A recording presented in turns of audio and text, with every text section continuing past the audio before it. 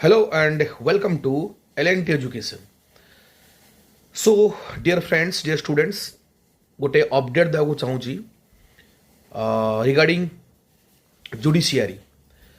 तो 20th मे 2025 रे supreme court मानवर supreme court गोटे डिसीजन देइछंती कि जो लॉ ग्रेजुएट माने तांकर ग्रेजुएशन कंप्लीट पर से जमीती ओजेएस भली एग्जाम बा अन्य स्टेट्रे सेमती कौन जुडिशियल सर्विस एग्जाम देकी से सिविल जज होते पर ताकू रद्द कराई. एबे आपणकर ग्रेजुएशन पर तो फास्ट आपण को तो बार काउंसिल रे एनरोलमेंट करिया पड़िबो एवं एनरोलमेंट पर आपण को 3 वर्ष तो कौन सी हाई कोर्ट रे एज ए एडवोकेट हिसाब रे 3 ईयर प्रैक्टिस करिवे. 3 ईयर प्रैक्टिस कर सरला परे then you will apply for the civil जज.